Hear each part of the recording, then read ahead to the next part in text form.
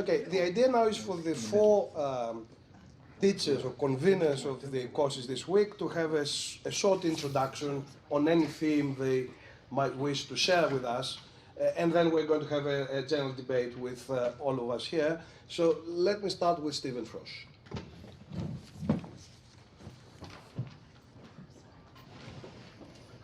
Okay, thanks very much. In the course of this short talk, I'm going to show a 1-minute clip from YouTube, so I expect to do some faffing around to try and make the thing work. In fact, it won't work, of course. And Julia's gone. Is she? Oh, you give her the present and then she goes. Just when you need it. Oh well, I'll come back to it in a moment. Stephen, I'm sure I can. You think you can make it work, because it's all set up, but it's stopped. The other thing to say is that all my co-panelists claim not to have done any preparation for this, so which is one reason why I'm going first. I, on the other hand, have a PhD in anxiety, and so as a consequence, I've actually written last night and revised this morning a little talk. And it does require this little bit of clip in the middle, so that will be where the faffing around begins. And I don't know why it's not working at all, but we'll do that in a minute. Okay, so my little talk, which will take about 6 or 7 minutes, is called What We Are Left With. At the end of the week and of this event, of what we might call a temporary institution, in which people come together to form something, to create rules and expectations, intimacies and anxieties, to deal with those who need looking after, to take care of themselves, and then prepare to leave and then go away. At the end of this, I want to think for a few minutes about the question of what we are left with when something comes to an end. This is in part a question of loss, of mourning, melancholia and haunting, and of what remains, what touches us across time and can continue to touch us even when the event itself has passed. There are many obvious things we could say about this, and this very clever group of participants will know all about them. How Derrida, for example, alerts us to the importance of remains, how Agamben talks about remnants, how Primo Levi references the drowned and the saved. Perhaps this is all there is, or the most important thing, the remains of the day, of the week, of the summer school that is made up of a coming together and practice of speech and reply, a kind of dialogue, and then dissolves, and everyone goes back to some home.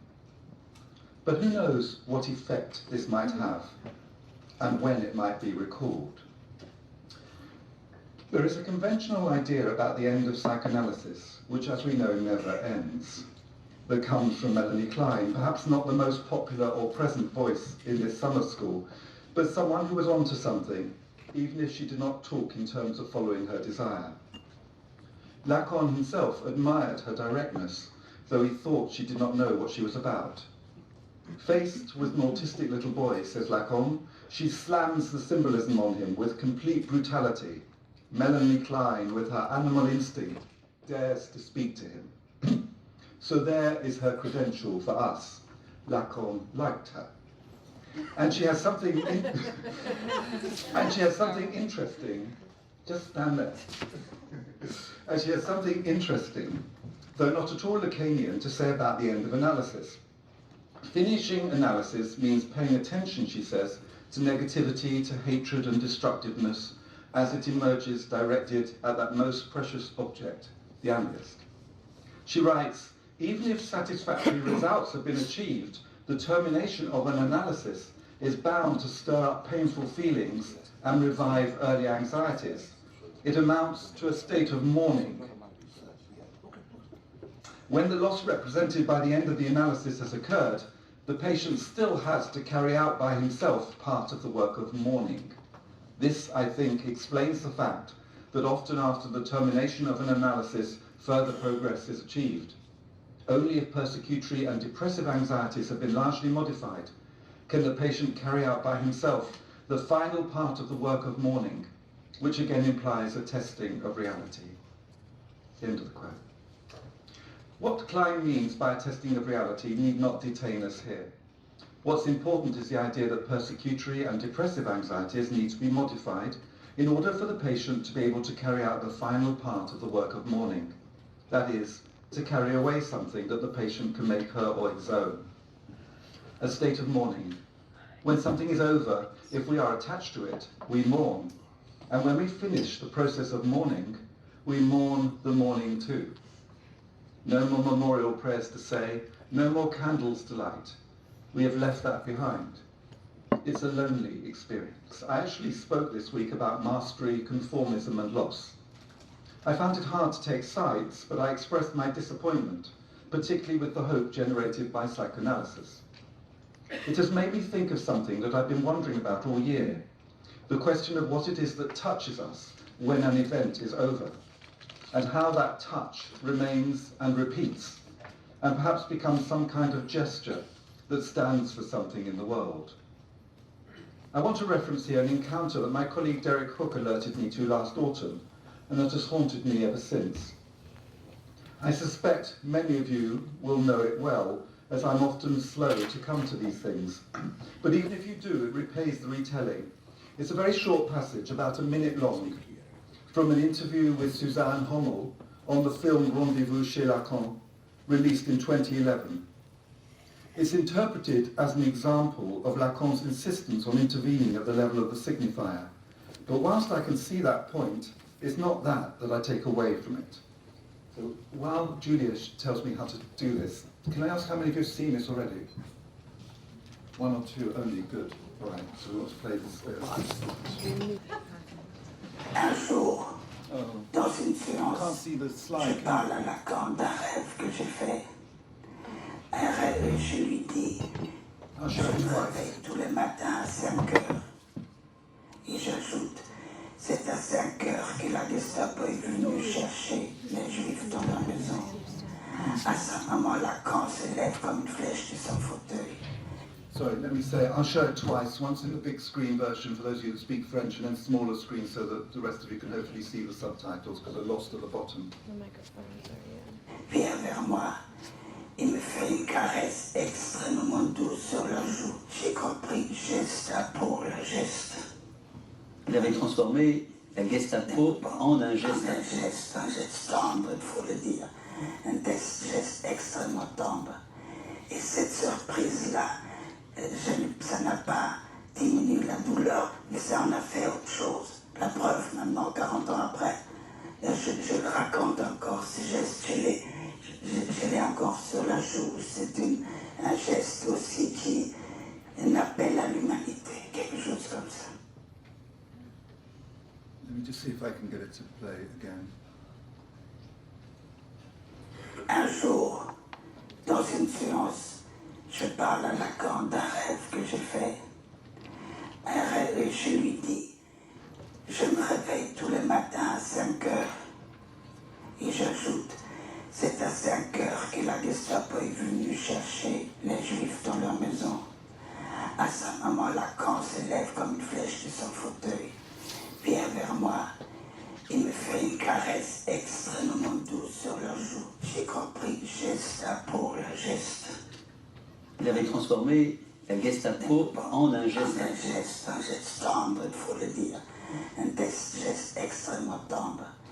Et cette surprise-là, ça n'a pas diminué la douleur, mais ça en a fait autre chose. La preuve, maintenant, 40 ans après, je le raconte encore, ce geste, je l'ai encore sur la joue. C'est un geste aussi qui est un appel à l'humanité, quelque chose comme ça. So very quickly, so she's describing an encounter with Lacan. She's waking up at 5 o'clock every morning. She realizes that this is the moment that the Gestapo came when she was a child, 5 o'clock in the morning. And Lacan jumps up from his chair and gently strokes her face. And she understands this as a transformation of the word Gestapo into Gestapo, a light touch on the. A very tender gesture, she says. It has to be said. It didn't diminish the pain, but it made it something else. When I recall that gesture, I can still feel it on my cheek. It was a gesture as well that was an appeal to humanity. This seems to me to be an undiminishable truth. It's in language and outside it at one and the same time. Its significance is definitely linguistic. The signifier that causes terror has been ameliorated, the pain it causes has not gone, but it has changed, overwritten by the caress, the geste. Lacan sees the urgency here. He jumps up from his chair and comes over to her, but his geste is extremely gentle.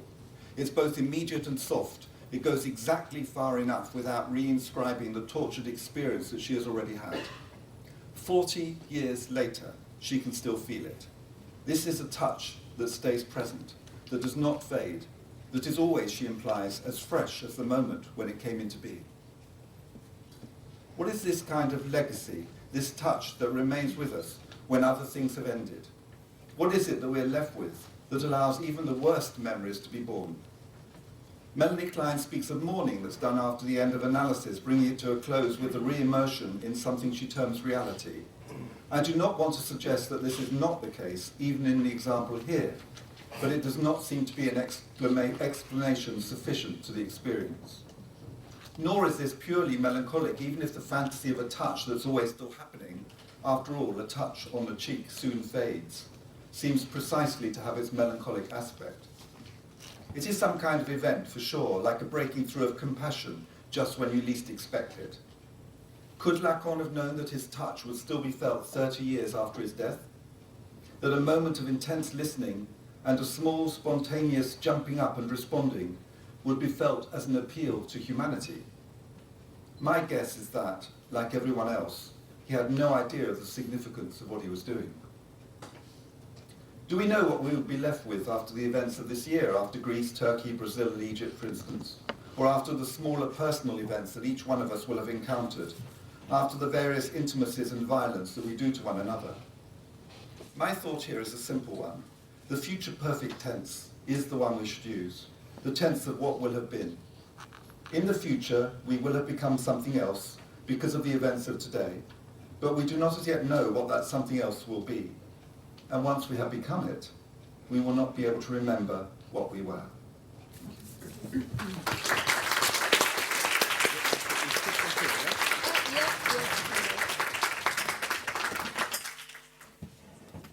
Continuing with the wonderful Birkbeck colleagues, Esther Leslie next. Thank you. I don't have anything so beautifully crafted as Stephen. I somehow didn't realise I should need to. And also I think it's indicative of a kind of distractedness that maybe I find myself in, sort of torn between this compulsion to immerse in global political events, or at least to recognise their mediations through the various computer networks that tell us the latest thing that's going on, and also a certain amount of cracking up and breaking up around my own political milieu as well, which seems to cut across any sense of being able to concentrate and craft something coherent. I mean, in a sense, this brings to the fore something that's always been my motivation, which is to develop or to participate in a Marxism that is able to take account both of the world, social forces, class conflict, class analysis, all of that, as well as an intensely aestheticized and experiential aspect. And I think that, in a sense, is what I'm trying to work in relation to, in choosing to talk about what appears to be an extremely esoteric thing, which was clouds. And I think the best thing I can do now is just to compress even further what I hoped to have talked about in talking about clouds in two sessions, the first of which I called the theory of clouds, and it was about the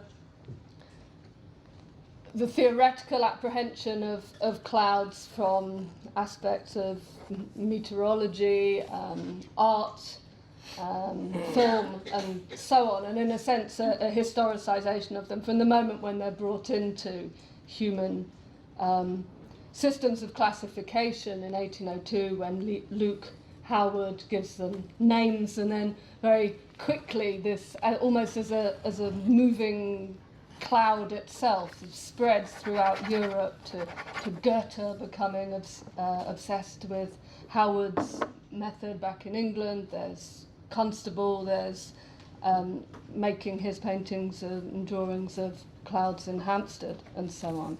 And so I moved from that moment of capturing nature by classification and how that sparks a poetic and romantic interest in nature as something secularized but available to the mind, so transcendent but utterly connected to affect and mood and to the localization of the self. But after outlining that, we found ourselves, as I so often find myself in the Third Reich, thinking about the Nazi use and apprehension and redivination or manipulation of cloud within films, a sort of instrumentalization of nature as malleable for the purposes of ideology.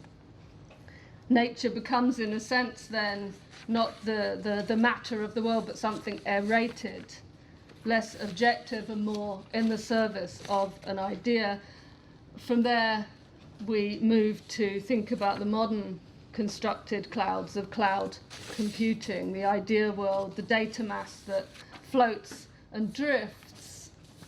I had begun, or at a certain moment I'd spoken about the International Cloud Atlas, this impossible, what sounds like an impossible atlas of location of clouds, if one could imagine that. Michel Serres says this is the most ridiculous thing. You can have an atlas of the stars, but of course you can't have an atlas of the clouds. But that which was born in 1896 as a cloud atlas was a naming device for meteorologists to be able to give names to different clouds. But more recently I'd encountered a project of people who want to make a new international cloud atlas, but located in its geography would be the data centers, these massive places as large as towns that no one sees, no one is aware of, but which are the physical infrastructure of cloud computing, which produce their own clouds through their cooling towers and to a certain extent in their self-publicity talk about their manufacture of this sublime effect in the environments, fairly hidden environments in which they exist. And so I wanted to bring cloud computing down to earth, in a sense, to think about its physical locations, its energy burdens, it's the politics, the economics of these sightings, and the ideological effluence. Why is it that we are being attracted towards this notion of thinking about this immateriality of this ambience, which is the cloud of cloud computing that we inhabit and never leave behind, but we imagine it to be like a cloud and not like a massive, powerful, energy chomping, ugly place of the usual rotten labour conditions that are found all over the world, and so on. The second lecture then was thinking in more diffuse terms perhaps about the cloud as a model of thinking, both in colloquial contexts, why the daydream and the daydreamer is related to the cloud, the thought cloud, the cloud tag, or all of these affinities between cloud-likeness and thought in colloquial senses, but also that extends, of course, into various philosophies. So perhaps, on a more utopian end, we looked briefly at Bloch's notion of the not yet, which is imagined as a sort of fairy tale land of clouds, and clouds come to stand in for absolute possibility, or as screens of speculation. We looked briefly at Tatlin's Monument for the Third International, which was to project messages and thoughts into the clouds above Moscow. We thought about the ways in which thermodynamic understandings of clouds understood them to be self-generating, self-dissolving forms, which challenge the very notion of form itself. So the cloud becomes a kind of object that's not an object, a form that's not a form. And we thought about this, which perhaps relates in some ways to Gestapo or Gestapo. We thought about this in relation to Walter Benjamin's many thoughts on clouds as words and words as clouds, Wolke and Worte, the flurry that's at the heart of language, which is available, or which opens up incredible possibilities for child and for poet, as he sees it. But then there was the flip over, as we found was wont to happen in clouds. They move from being one thing to being another thing through their very aeratedness, their mutability, their movingness. So the clouds were brought down to earth as we thought about cloud manufacture, flogos, things that the clouds we can make that are already logos of something that we might want to advertise. I finished my talk, and obviously finished this one here, with thinking about wondering and just posing a question around clouds, fog, brain fog, clouded thinking, the obscure, the obfuscatory, and the ways in which theory, if we think around theory as a cloud, or cloud as a model for thinking, or cloud as a model for philosophy, are we conceding this sense in which contemporary critical theory, contemporary theory, is less about explication or understanding and more about complexifying and clouding up and making more obscure and removing sort of from any kind of realm of concrete application, in the way that cloud computing, in its very name, under the cloud of cover, covers up the mechanisms by which all of that aerated thought is brought to us. Is theory involved in certain kinds of cover-ups? And I suppose this brings me back to what I opened with, and I'm sorry this is all a bit incoherent, but this sort of notion of the cloud as this thing drifting, floating, has a kind of globalism attached to it. Wherever you are in the world, clouds will float by. It's unfixed, it's undetermined, and in many ways it's quite identical with the atmosphere within which it moves. The cloud only becomes a cloud because of a certain momentary quantity of hydrogen atoms in one place. It's constantly dispersing and dissolving itself into the atmosphere around it, which is not qualitatively different from it.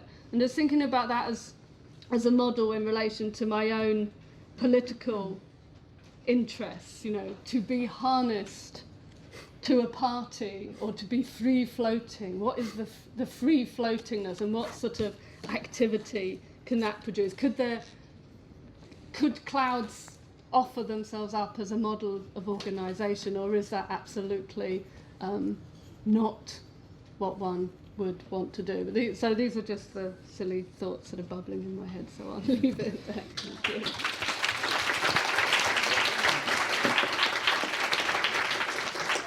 I could add, Esther, that last night many of us had clouded minds, largely through the thinking, the thoughts, the phlogiston in the air, but also I think largely due to alcohol as well. So that is another contributor to the clouded it's true. sort of thinking. Yeah. So from Esther's wonderful militant aesthetic to the giant of Ljubljana and Birkbeck's aesthetically militant Slavoj Zizek. I'm not faking, I really am one of the non-prepared, so I will just do a couple of notes. One thing, since Stephen so nicely brought into this Lacan and analytic interventions and so on, I would like to begin maybe with a critical note on Lacan, on what is considered one of his greatest interventions into psychoanalytic practice, namely the idea of short sessions. The idea is what? Is that if you have the standard 50-minute session, then it turns into a predictable bureaucratic ritual, and Lacan noticed, which is obviously true, that usually the first 45 at least minutes, it's just blah, blah, blah, you float around, and then just at the end, maybe if you are lucky, you get some pearl, some real subjective break or whatever. So I simplified, but not essentially. Basically, I think I give a correct description when I say that the justification for short sessions of Lacan is, why then don't we at least try to skip this 45 minutes of blah blah and go directly to the point? The idea is that the analyst, the analysant, the patient, is then put under pressure, like you only have a couple of minutes, and you have to say it now, it's now or never. I find this slightly problematic. First, as numerous patients of Lacan himself told me, Lacan was here radical. I almost admire this. Like, I spoke with an old lady from Bordeaux who told me she even once had a literally zero-time session. Like, she entered the room, and Lacan's first gesture, not even please sit down, lay down, was 400 francs, like what you usually do at the end. You know, that I don't oppose. But Lacan, who wrote so much about the temporality of truth, you know that, I think he forgot to emphasize this here. It may appear that it's just 45 minutes of blah, blah, blah, and then before you get to the point. But what if those 45 minutes are structurally necessary? What if, you know, precisely, to use this fashionable, stupid quantum physics or, relativity theory metaphor, the space of truth is also curved. If you go directly at it, you miss it. Okay, to give a legendary example, which I repeat all the time, I used it already in my class yesterday even, I think, that's the whole point of Rosa Luxemburg's critique of Bernstein, who says, let's not do a premature revolution, let's wait for the right circumstances. Rosa Luxemburg's counterpoint is, yes, but if you wait for the fully mature situation, it will never arrive. Because through premature, wrong, illusory attempts, you create the conditions. The right moment only arrives through the mediation of premature failed attempts, wrong moments, and so on and so on. So I have here doubts about if it's as simple as some Lacanians imply with this idea of short sessions, not to mention another obvious thing which was repeated to me all the time, that I think that I'm sick and tired of this critique of standard psychoanalysis as boring, bureaucratic, administrative. That's what's so great about it, I claim. That you are, because, you know, if you do real psychoanalysis, not this fashionable stuff to add to your public status, oh, I have an analyst and so on, if you are really, as they say, in deep shit, then can you even imagine how helpful this is to know twice a week or whatever, I had to be there at 4. Like, let me give you a personal confession. It saved almost some 40 years, 30 years ago, my life. I was I will not go into why, in really deep shit. I was seriously considering suicide. And then I went to Miller, who accepted me as his patient, and I remember what saved me, not what Miller did. There I tried then to escape, but in the first weeks of total despair, my reasoning was like this: of course I will kill myself. But wait a minute, not before tomorrow afternoon, because I have to see Miller, you know, like. And this literally saved me, this pure bureaucratic order. I wouldn't underestimate this. Why should this be something bad and so on? And predictably, what effectively happened, many patients of Lacan told me that, you know, these short sessions become even more than long sessions, something totally administratively, bureaucratically predictable. They knew very well you have somewhere between 3 and 5 minutes. And, it changed basically nothing. Second thing, I deeply appreciated Stephen's notion about this, the analytic intervention, like Lacan's sexist, intrusive, patriarchal gesture of caressing the woman who probably was young at that point. No, not this lady, no. I would appreciate Lacan if he would have to do this to this lady, not to the old one, no? But seriously, maybe you already know it, but I know a story, and I wonder you, Stephen, because I think you are probably the only one among us who has a little bit of a real sense of psychoanalytic practice, no? The others are more or less bluffing, but I'm sorry if some of you know this story. I still think that it's in all its brutal naivety a model analytic intervention of unmasking a pretense. It happened to a friend of mine with whom I'm now on non-talking terms some 40 even more years ago when we were young students, and he was in a crisis for different reasons. Doesn't matter. The point is that he went in Slovenia to an analyst, and of course, to fascinate the analyst, he told him a story which probably wasn't even true. He wanted to please the analyst, and what you expect to say to an analyst is some stupid, incestuous, dramatic stupidity. So he tells him some faked imagination where the point was that he really hates his father and wants to kill his father, obviously.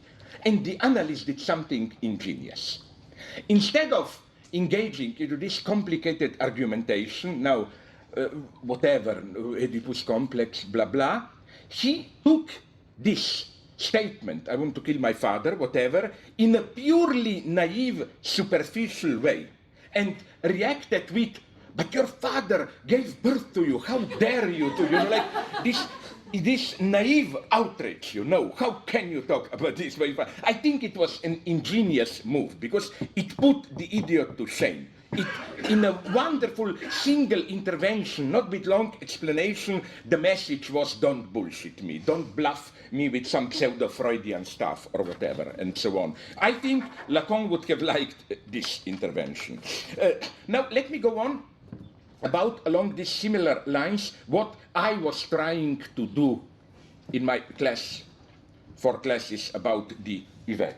First, we dealt a lot with the topic of unlearning. It's a book that I quite by chance encountered now, but I think it was published in 2007 or 8, called On Agnotology, like the science of ignorance, unlearning.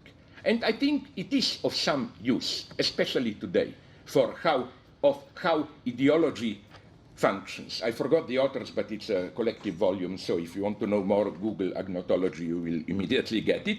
And I want to give 2-3 examples. In my class already, because again, ignorance, the premise of the book is that ignorance is not just like we construct our knowledge and then of course there are shady areas outside, but that our ignorance also can be, and as a rule is, socially constructed. So it's not just that old thesis, Luckmann and I don't know who, social construction of knowledge, it's also social construction of ignorance. And my point is that this can move, this area of learned ignorance reaches from one to the other extreme, from this just not really even ignorance, but just polite ignoring, like you see someone ill, you don't tell him, oh, you look like shit, will you survive till tomorrow or whatever. You say, oh, you look, this polite lying, to more seriously repressed knowledge. But what interests me is the area in between. Like yesterday, I will just to give you a touch, a feeling of it, enumerate 2-3 brief examples. Like yesterday, I mentioned a very naive example of Martin Luther King, who is now divinized part of American ideological establishment and so on. But are you aware, and good books were written on it, how much had to be unlearned to elevate Martin Luther King into this position? Basically, the Martin Luther King elevated into this position is the Martin Luther King of that big meeting in front of the Congress, I have a dream, and so on and so on. But later, Martin Luther King got much more politically radicalized. His idea was no longer just black emancipation, but black and white together in a struggle. He was when he was shot in Tennessee or where, he was on his way not to support blacks, but to support a mixed white and black strike and so on. And all this literally disappeared from his public image. Another example, very innocent one, but nonetheless I like it.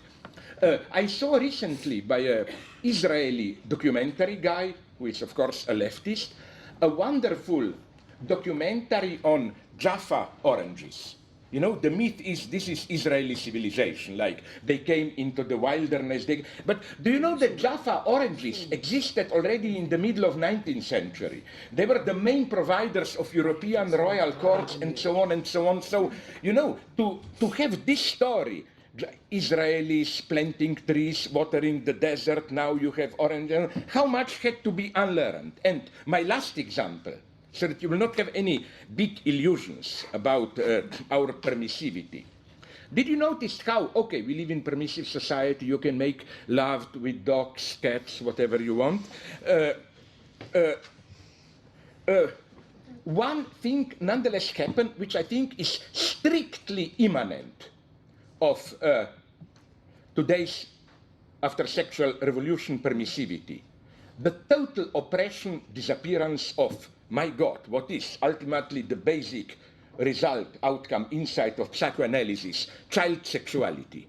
On the contrary, children, this is why we are so obsessed with pedophilia, children are again elevated into innocence so that almost the worst crime you can imagine, apart from smoking in public and some other horrors, is pedophilia, is sexually molesting children.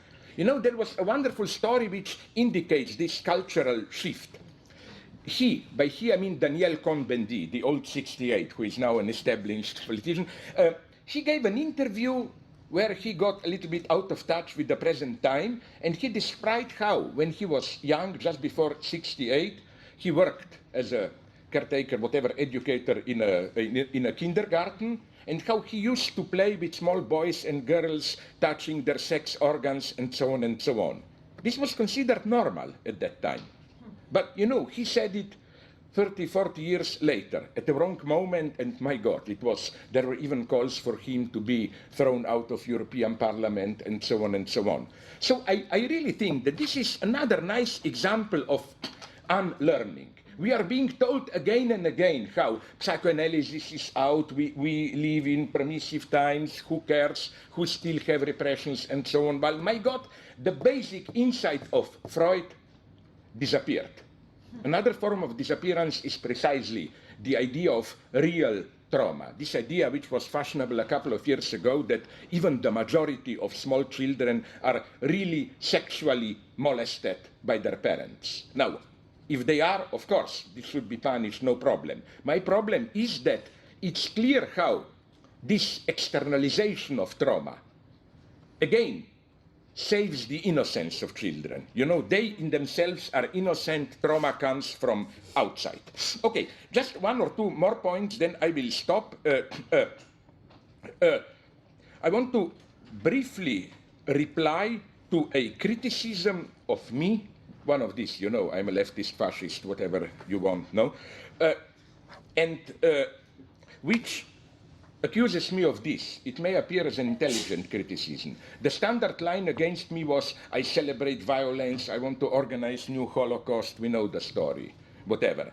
But now, this guy, I even forgot his name, had to concede that, my God, it's not that I really advocate simply killing people or whatever. So now he accuses me of rhetorical cheating. He claims, for example, when I say Gandhi was more violent than Hitler, he said, I'm simply playing with ambiguity of terms. Of course, what I mean is that Gandhi was not killing people in a murderous rage. Gandhi just more radically than Hitler tried to change social relations of domination. Like, in contrast to Hitler, who, to put it in a simplified way, but basically correct way, killed millions to prevent even any real change in capitalist social edifice, Gandhi said, no killing, but, okay, so the guy accuses me of, like, why calling this violence, that I cheat here, that I appear to say something subversive. What I really mean was just, Gandhi didn't use real violence, but just wanted really to change society. I cling to my position here. It's absolutely crucial to use the same word. Because if you don't do this, you innocentize, how should I put it, Gandhi. What Gandhi did was, from a social standpoint, extremely brutal and violent. He simply wanted to bring to a halt, to stop functioning the British colonial state. In strict social terms, sorry, this is violent. Let me give you the counter-violence to it, which was of British colonizers, real violence, beating people and so on, was a reaction to this true act of violence. You know, it's the same. Recently, you remember shots on TV that we saw from Tahrir Square. The real violence was of the protesters.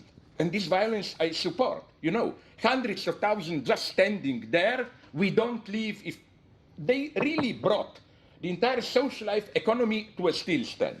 And the real physical violence of Mubarak policemen, its aim was precisely in a way to return things to normal.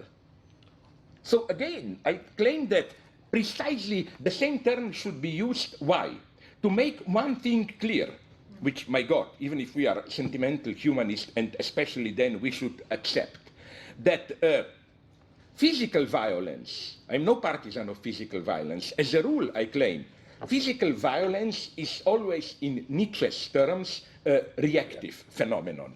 When you cannot do a social change, you start killing people.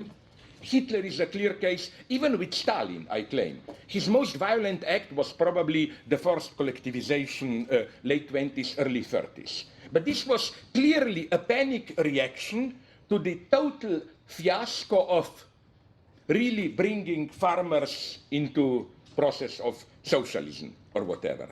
So this then, to conclude, if there is, again, I will tell you an old story that I used years ago. If you want one metaphor for what I tried to do, it would be, again, I'm repeating myself, I'm sorry. I remember when I was young, there was a wonderful caricature in a popular German newspaper. I think it was Stern, the weekly newspaper. It was in a summer issue, and they asked a series of men, 3, 4, in a caricature, what will you do during summer? Each of them gave a polite answer. One says, oh, I want just to lock myself into a library and read some good books. Another guy says, I want to take a holiday somewhere hot. The third guy said, I want just to lie on a beach, whatever. And of course, this, I had the association with that, also an important cloud, that. Do we call it cloud? The comics cloud, you know where. And you have a cloud above which, and of course, in each man's cloud, there is the same thing, a naked woman. Like this vulgar idea of, you bluff, I want art, I want to travel, what they all want is that. I claim this is theoretically wrong. Freudian answer is exactly the opposite one. In today's pseudo-permissive society, if you were to ask, at least normal men like us, no? Probably we would have all said, I want naked women, no? I do. Do you also? No comment. No comment. Okay. I know you are taking Fifth Amendment. No, you refuse to answer. But what I'm saying is that the true difference is exactly in the cloud. Each of us probably has a different fantasy. My fantasy may be to screw a woman in a library on the bottom. His may be on some stupid Greek beach or whatever, you know. You know what I mean? The difference is fantasies matter. Because if you take the cloud away, you also cannot do it in reality. So beware of the efficiency of illusions. Fantasies, symbolic illusions. This brings me to my last point, which... Did I hear? You want the quickie now? That's your cloud. Do a quickie. So that then you can go on ruining Greece, no, in peace. Okay, sorry. More seriously. Now I discovered a work by Kant and I am really mad at myself that I didn't already do it earlier. His last published work, Anthropology in a Pragmatic View or whatever, it's really something incredible, because usually we associate Kant with some kind of strict moral rigorism. You know, you have either your acts can be legal, you conform to the law, it doesn't matter what you think, or the strict measure of morality. Your acts are moral only if you, not only if you did the right thing, but if you did it for the sake of duty, motivation. No place for lying. You know how Kant opposed lying as never admissible. But here, where he deals with anthropology from a pragmatic view, pragmatic in the sense of how it functions in actual social interaction, you get really a Kant which is kind of Pascalian, Althusserian Kant, a kind of social Kant of social rituals, of celebrating falsity, hypocrisy, and so on. Kant says... And very racist also. Yeah, but okay. Nobody is perfect, you know, and so no, what Kant develops there is how he speaks about politeness, gallantry, behaving nice to the others, and the subtitle of this subchapter is on the, how do you call it, admissibility of moral false appearance, moralischer Schein. The idea being that he has some wonderful, almost Lacanian, I would say, developments there, where he says that, of course, for example, when I meet you on the street and in reality I curse myself, why didn't I see you a second earlier to pass on the other side of the street? Okay, but when I cannot evade you, I say, oh, how nice to see you, and so on. He says, Kant writes, of course this is a lie, but it deceives no one, because we both know it's a lie, and nonetheless, as such, it's very Pascalian idea. You know when Pascal says, if you don't believe, act as if you believe, kneel down, belief will come. And Kant says the same. He says, start with hypocrisy, pretend as if you are virtuous, polite, and so on, and at the end, you have a chance of ending up actually becoming more respectful of the others. And he has some wonderful notion, for example, about deception. He says that why should we be hypocritical in social interaction? Because it appears that we are deceiving others. Like I say, how nice to see you when, drop that. But he says, but in the long term, you deceive yourself. Because you think you are just hypocritically pretending, but the end, you get caught into your own deception. So you see what you get here. You get a Kant which is neither transcendental, pure formal freedom, nor empirical in the sense of simply empirical facts, empirical causality, but a strange symbolic efficiency of fictions, of hypocrisy, of lies, and so on. Something that you wouldn't expect in Kant. I know who was the first to introduce this. Michel Foucault, when he translated this immediately into French, wrote a long introduction. But I think Foucault was way too narrow. Foucault was interested just in this contradiction or tension between transcendental and empirical. How? To describe the subject, ethical subject, you need at the same time the transcendental approach, pure freedom, practical reason, and the empirical approach, customs, hypocrisy, and so on. But I think Foucault misses the proper level of which anthropology speaks. It's not simply empirical facts, it's empirical fictions, if you want. How fictions are necessary. It's not only facts and pure reason, social fictions. Of this, I would like to talk much more, maybe next year. Thank you.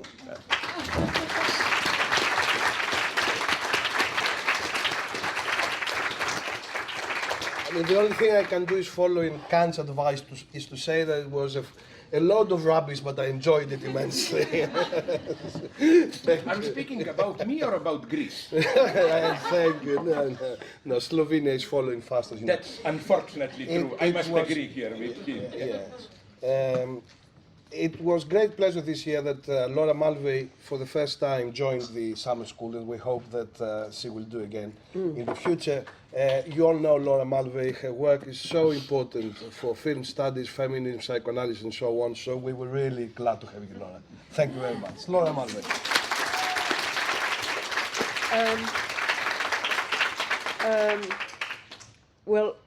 I'm struggling a bit because Slavoj could probably analyse this. I left my spectacles in my office, and so it's very hard for me to read. Actually, in a strange way, it's very hard if you're used to operating with spectacles.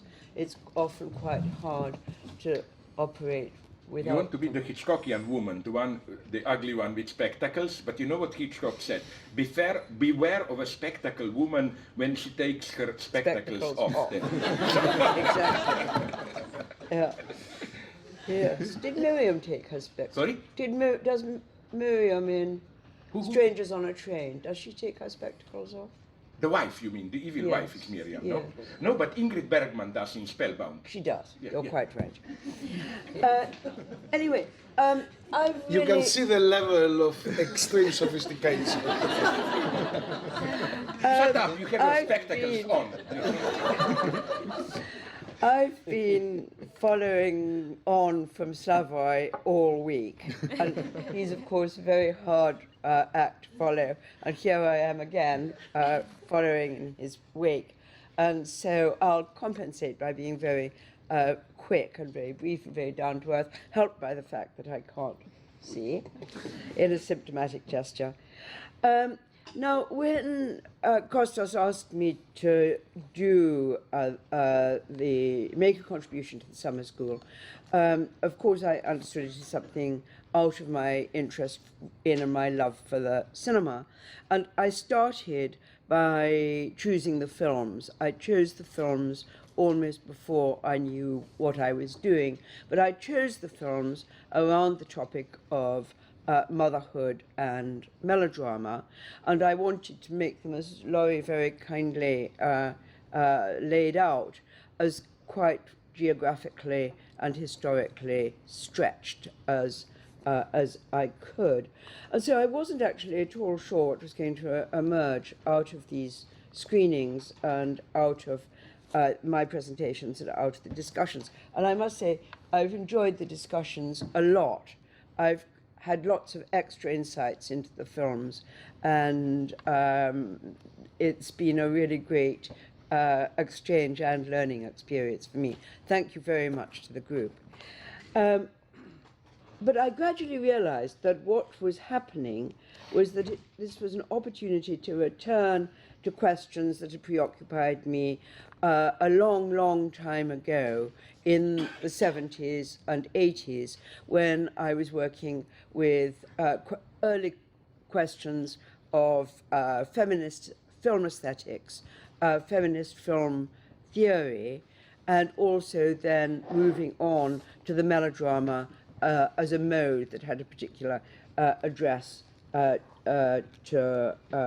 women. And this was before I got distracted into my more recent interests in how the cinema has been affected by new technologies, how it's been slowed down, how one can talk about a spectatorship of delay. But all those questions of the delayed cinema also fed back to a certain extent, even though I didn't explicitly talk about it. There was a way in which we were delaying cinema in order to think about it and to pause and to become thoughtful, which I think somebody during the discussions actually specifically mentioned and pointed out. So it took me back to this conjuncture between how melodrama becomes a cinematic mode, how feminist avant-garde aesthetics dealt with the problem of the cinematic form, especially in the way that it had been, in a sense, drenched with the eroticized image of the women, to the pleasure, no doubt, of many of us sitting here on the platform. The cloud. Yeah.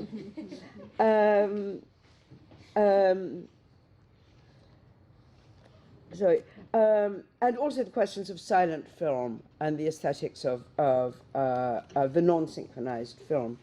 But in each case, what was of interest is that the question of the adequacy of language came into crisis. Now, this is assuming, without needing to say so, that crisis is, of course, as we all know from psychoanalytic discourse, never adequate to itself.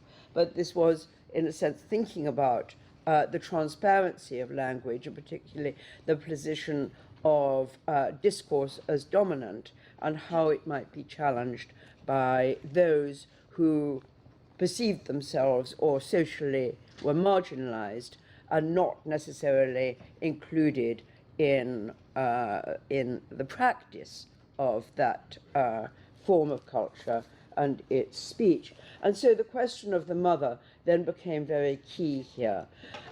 In the first instance, of course, because of her situation within the Oedipal trajectory, particularly perhaps within the Lacanian model, where she tends to be seen as staying in the world of the imaginary as opposed to the symbolic, etc., etc.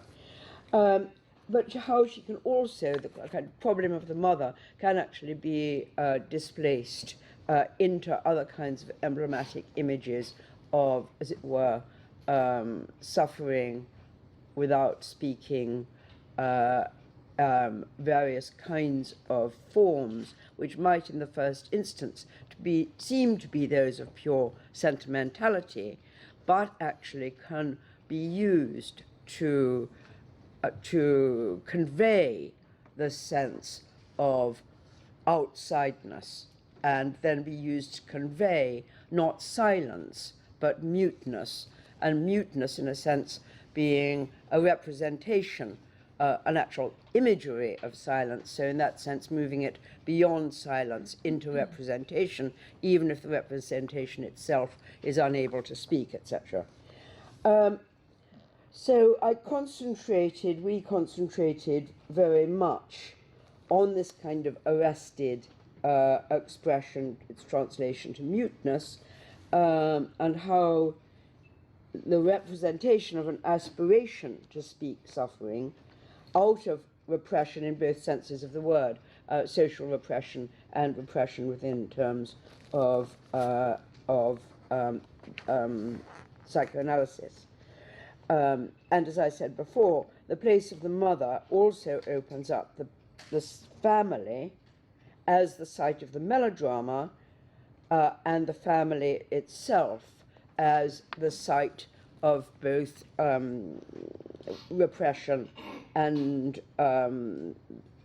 psychic crisis, bringing with it psychic crisis along with the intense emotions that are brought up by family emotions. So in a sense, the family almost inevitably brings with it the question of misunderstanding, not impossibility of speech, the impossibility of recognition, etc. And the way that in the terms of the cinematic melodrama, particularly the Hollywood melodrama, this is understood as a site which is also located within the claustrophobic and constricted space of the, literally, of the home. And here, what we were considering was very much the question of gesture. So a kind of gesture, the way that gesture kind of intervenes at a moment in a sense where all else fails. And how gesture can be very specific to the cinematic form because it can catch it and convey it. So there's gesture, but also other displacements of emotion into the cinematic image, such as, for instance, in the Hollywood melodramatic mode, into mise en scène.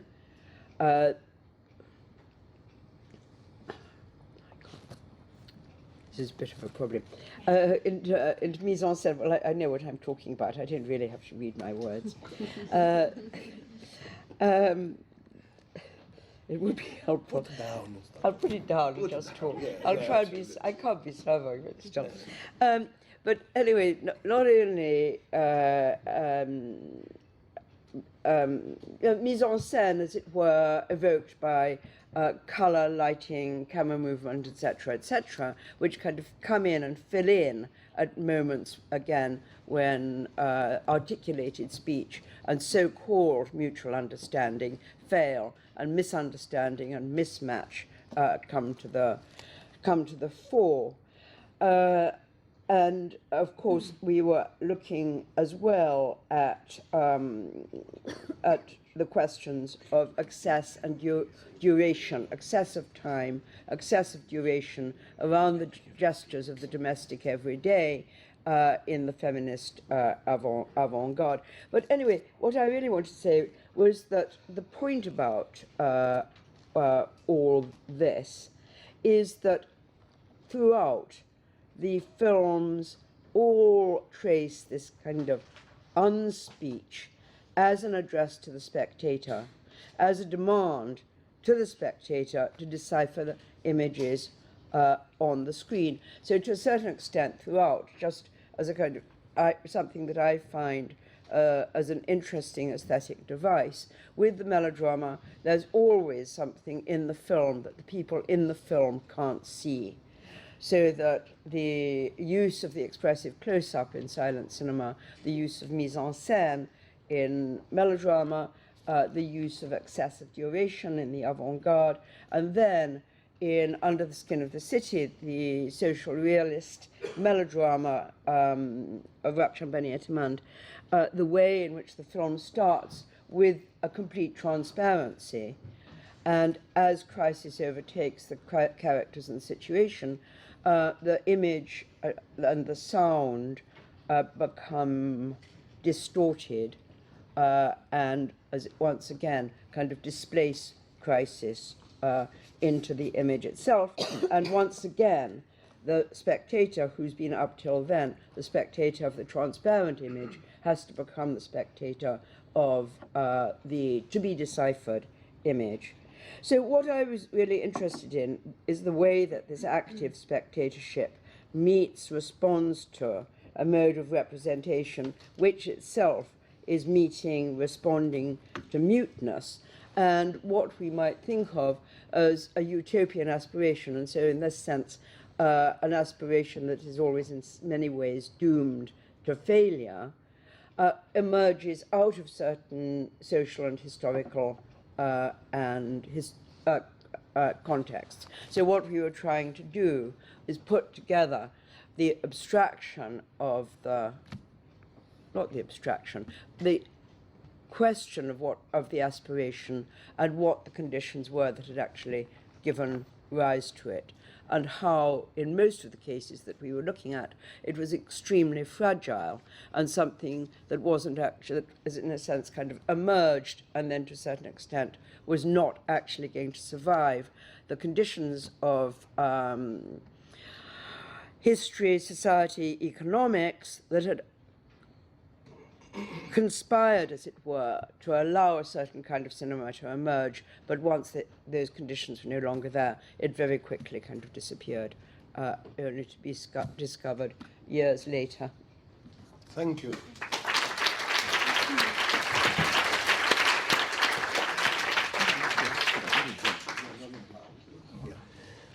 Another first for this year's summer school, and certainly for this panel, is that I think all the teachers on the panel come from Birkbeck.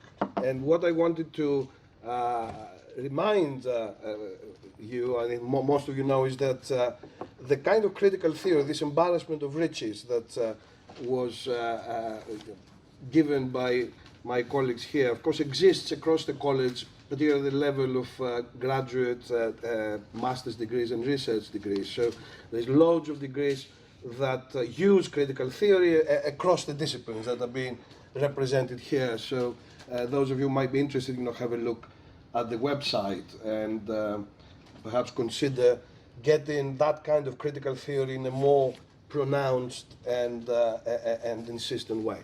So what I propose now to do is to take perhaps comments or questions in bunch of three. And it's not just about asking questions. We have many people from the summer school, but other people who were not present. If you want to comment on any aspect of what happened, or indeed any other aspect of life, the universe, and everything, it always happens like that. So you're very welcome to do it. So we'll be taking three questions or comments, and then turning to the panelists for some response or comment. So, show of hands. Jean first. Gentleman there, and the third over there. Jean. Can I ask a couple of questions, or do I have to restrict it to one? No, sorry. What I'm saying is totally open. Okay. Direct democracy. You do whatever you want. You comment, attack, criticize, praise. No need to refer to anyone in particular. All right, I'll start with a question. Speak loud, Jean, so everybody can hear you. Okay, I'll start with a question for Laura. I just wondered, because of the work we've been doing with Zizek on the event, which preceded your presentations every day, I was wondering whether, because of the work that you did historically and geographically with melodrama, whether you think that the melodrama might be a name for a kind of crisis in the family, that Lacan, or the Oedipus, that Deleuze and Guattari name in the Anti-Oedipus, but also that Lacan in the Ethics, he talks about the superego in relation to the death of the Oedipus. And I wondered whether this spectator-text relation, in relation to this crisis, could be thought of the subject as indiscernible in relation to the imperceptible, material excess, producing, through a spectator-text relation, an unnameable. And that's actually an unnameable. So that's the one question. Yeah. Then I would just, if I could ask a second. Sure, of course. So could you just do all those unnamables, imperceptibles This is actually a again? formula from Alan Badiou in relation to the event. Imperceptible. And I just wanted to work it in relation to what Indiscernible. melodrama. That the subject spectator Imperceptible. becomes an indiscernible subject in relation to imperceptible, materialized contingent excesses to do with the crisis of the family and the Oedipus, to produce a spectator text manifestation or incarnation which is the unnameable. Okay, so then the second... Lots of negatives there, I guess. Or stereotype. Then I would just like to address another question to Stephen Frosh. And this was to do with, we touched on it, it was your work on psychoanalysis and politics. And I raised something in relation to the question of Juliet. And we then had a conversation, and I said that I would repose this to you. So it's the plot. In relation to the question. Yes, the okay. plot. It's a plot. No. It's a blunt. Well, I think that in relation to the question was, is there a judgment in psychoanalysis? And my response to Juliet was that the question would be, in relation to politics and psychoanalysis, or war and psychoanalysis, or war, politics and torture, would always be, the horizon would always be an ethical one. And the extreme limit of the death drive would be that extreme horizon. And the question would always be, what pleasure, jouissance, or enjoyment, or desire inhabits the act of, say, torture? And thinking of, torture is always in the name of ideals, which complicates it. And torture is used as a weapon, and psychoanalysis shows us that it's always used as a weapon to damage flesh, which is the way Lacan brings together meat and the signifier, flesh. So this is something that we kind of touched on, but then I want to take up the question that we discussed afterwards, and I know that Zizek, Costas, and you might find this quite boring, because I know that you've done this work so often before. But it came from Juliet's question. We were wondering that what was at stake in Antigone's burying of her brother. Is it a kind of Kierkegaardian, transgenerational, beyond the law? Is it because of God's death? Does it become the field? What does it mean when it's indexed to dusting? And Juliet thought that it could be the natural law, as an instantiation of a question of the natural law. Okay, you can. So we just wanted to. That was Okay. three questions for the Thank you. moment. I mean, will you expect us to stay here for the rest of the day? Yes, gentlemen. So I would like to ask a question about the institutional role of critical theory with reference to what Costas just said about the embarrassment of riches at Birkbeck, but also with reference to Noam Chomsky's widely reported radio comments in which he dismissed Zizek as a scholar of substance, as indeed he did with Derrida and Lacan, and described and Foucault and everything. French intellects was the term used. But anyway, what was perhaps most ephemeral, to say. interestingly, he part of his criteria was that he had this idea of serious sciences, which wouldn't be able to put to test any of this theory. So this idea of the empirical observation or of a return to positivism or so on as something which brushes aside the role of this type of critical theory, which I imagine unites everybody here. And the question I want to ask is where do we orientate the paradigm of critical theory then, given the huge popularity of some of the ideas, but also it seems to me that a critical theory workshop such as this would probably not happen in Oxford or in Cambridge. Indeed, the role of continental philosophy in British schools doesn't seem to occupy a lot of credence in top philosophy departments with a few exceptions, but instead it seems to bubble up in unexpected places such as a law department here or a business school there. So this type of bubbling up, which also suggests maybe a precarious existence of critical theory. So this is my question then, how can we orientate critical theory? Is it as strong as it seems? Thank you. I was just wondering, with the excessive time and duration in film, how could you compare that to, for example, Jean Rhys, A Good Morning Midnight, or Virginia Woolf's To the Lighthouse? And how does the experience of time change from novels and then when the shift towards film? Is that Louisa? I can't. Sorry? Louisa's no. No, Louisa, I can't see who. Anyway, I would try. I would try. Yeah. So perhaps would you like to start, Laura? Because I think the first and the last question refer to you, and then the rest, I mean, whoever wants can chip in. Yes. Well, I'll start with Jean. I haven't quite thought it through.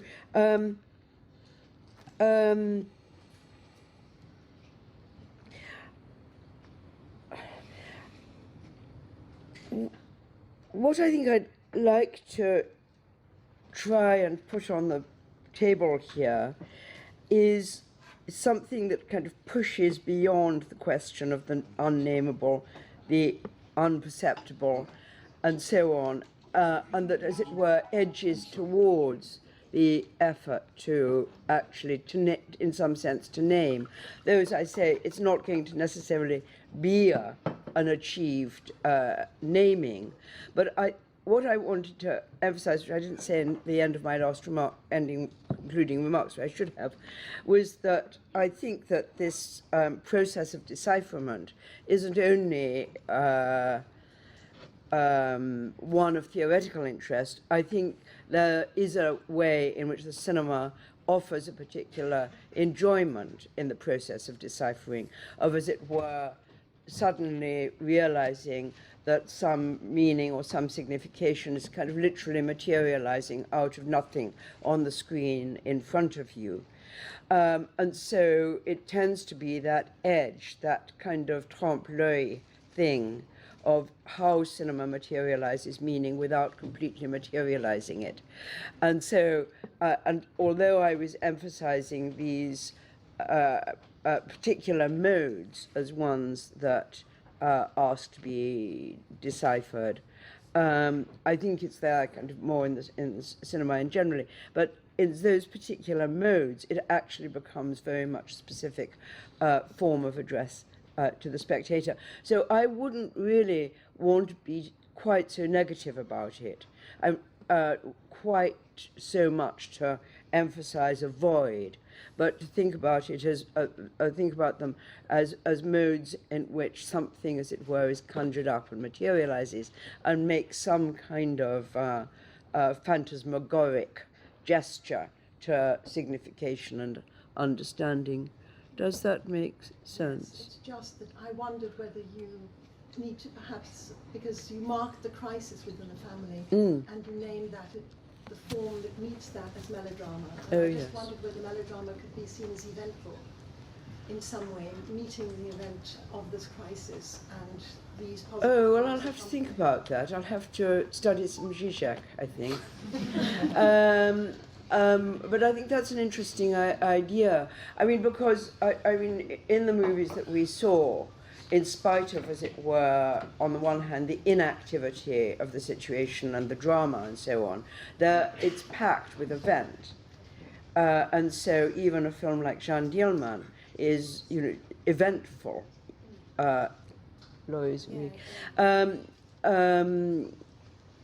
so I think it's a question of, as it were, displacing the event from the dramatic event and recasting it as how the particular mode tries to realize event as a physical and material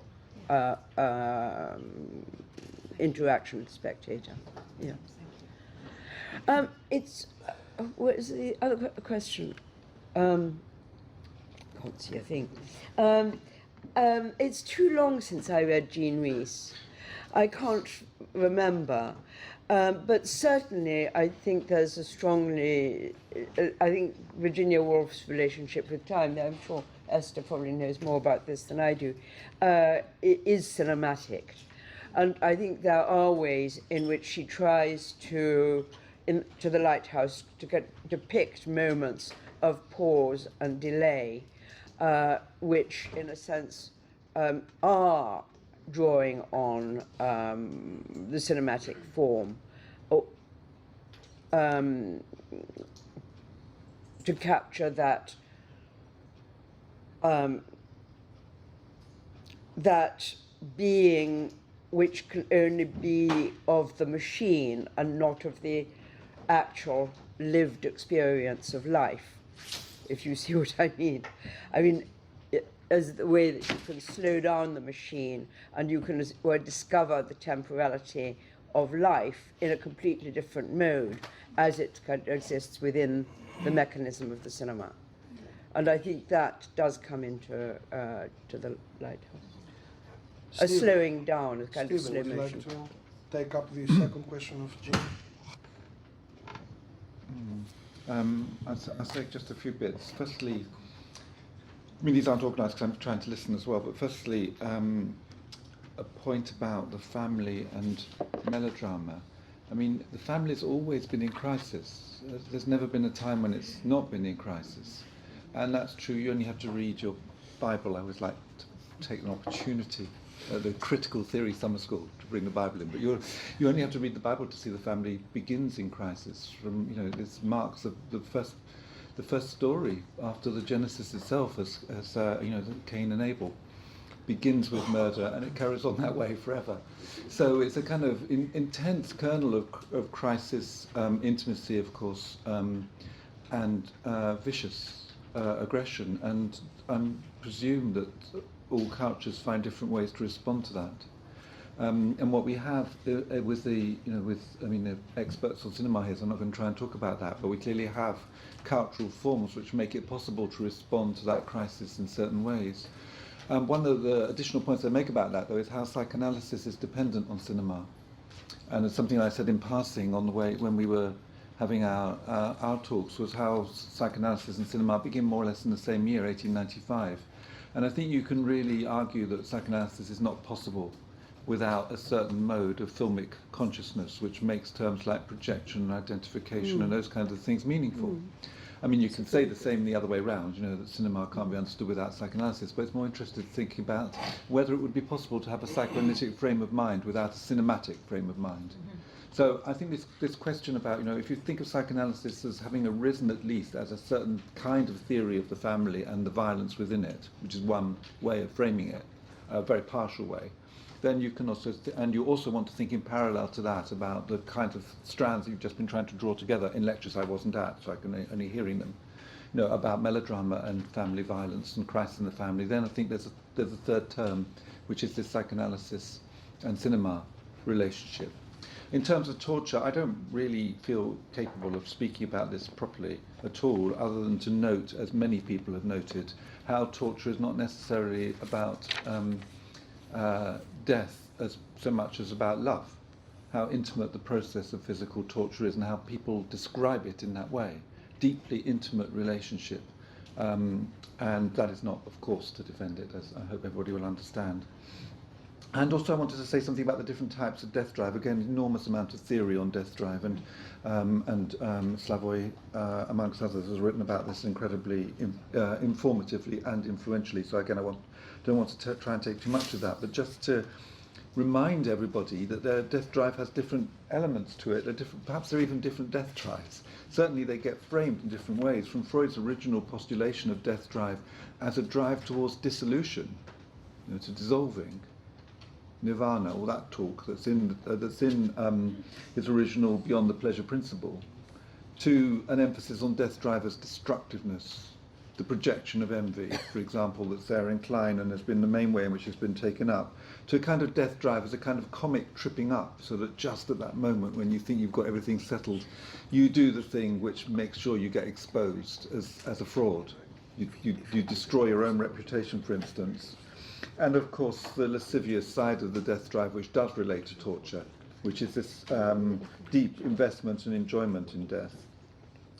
And I think that's probably all I want to say in relation. Oh, I know. A word about critical theory and the academy. I mean, it's really interesting, this question, this one, and which it'd be very interesting actually to hear Costas on this, who's originated the summer school, and how you think this has got framed within the context of our work here. I'm just chairing this meeting, I'm not speaking. Yeah, but I think Costas would probably have some, if Costas was willing to speak, he would have some interesting things to say about this. I mean, some of it's obviously contingent, because it's just a matter of who's here and who, because Costas is an intellectual, an academic entrepreneur, he draws all these big guys in and they speak and we end up with critical theory. Some of it's contingent. Some of it is perhaps, is really about the preservation of marginality. I mean, you have to remember Birkbeck itself is a really odd institution. It begins as a mechanics institute. It continues to develop this terribly split identity between what's effectively an attempt to be a leftist place for people to find ways of empowering themselves in a world that often writes them off, and at the same time a high-class intellectual establishment attracting the best of international students to do their research. Is a really peculiar place, and maybe you just critical theory and other such minority sports can only thrive in places of the margins. I mean, this is also, I have to say, one of the few places where it's possible to get a proper voice for psychoanalysis, let alone critical theory. That's enough. Esther. Yeah, I'll say a couple of words on critical theory and institutionalization. I suppose this is thinking of that image of that marginalization. I suppose the other unit that's most associated in Britain with some form of critical theory would be radical philosophy, who was sort of thrown from the northern suburbs right down to the southwestern suburbs. And so we're this sort of bit in the middle that somehow stay stable. Yes, but maybe, I mean, I think it's true that marginalisation, that precariousness. I mean, the fact that I believe our own philosophy department would not be here. Be not here at all. No, would actively turn its backs on us. But I suppose for me, I've got this image that Zizek brought up of that cartoon, and my thought cloud of critical theory, I'm sure is fairly different to the others, and maybe more different from the others, in that while I'm marked by Marx and Freud, I'm in no way working within psychoanalytic paradigms, and what flashes up in my thought cloud of critical theory goes back to the originating name of, or the one who gave the name to the term, which is Horkheimer, and the great essay on traditional versus critical theory from 1934, where he names something which I think is what I adhere to in a sense, which is actually about a unification. It's not about philosophy turned in a certain way or made politicized. It's actually about bringing together the methodologies of the social sciences and humanities, I suppose, in a sense, and the whole and being able to think together both the empirical work of the social sciences and the interpretive and speculative work of the humanities. And in a way it's a sort of code word for Marxism as well, or the sort of Marxism that the Frankfurt School would want to incubate and develop. So I suppose that's just my sense of what might go under that banner, which is there seemed to be a period when, yes, everywhere apart from philosophy departments, this was sort of happening, bubbling up, as you say, in film studies, in English literature and so on. You would be getting what was more likely to be the French tradition of critical theory. But I'm not, perhaps we're in an environment where that is less possible, in a greater kind of instrumentalization of learning that we have at the moment, which is a different type of unlearning perhaps. But let me, you've got your own mic. Thanks. Again, just a couple of fast answers.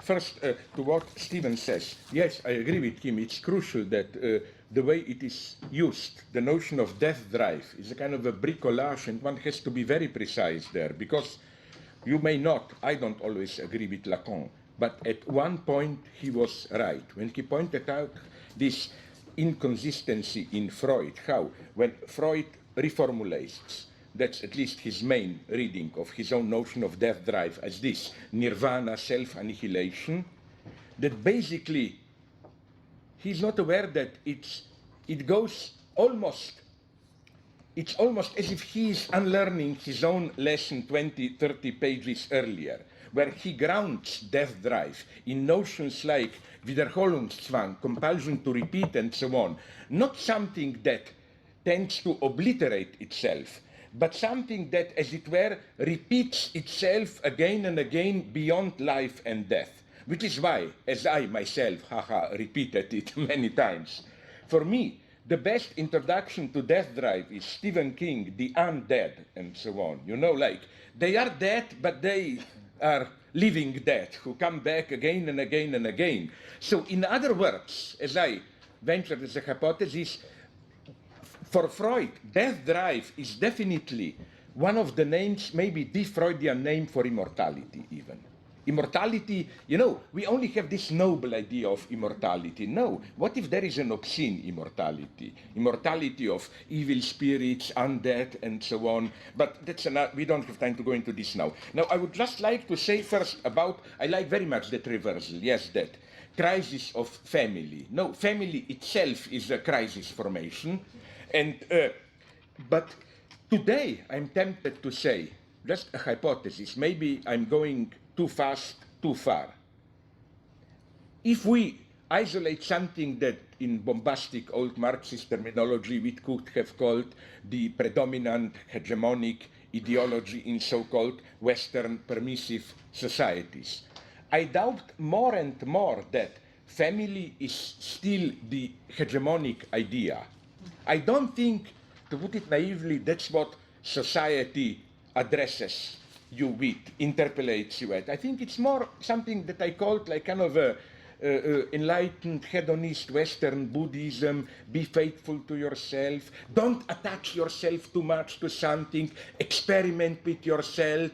Do it with one partner, with men, with women.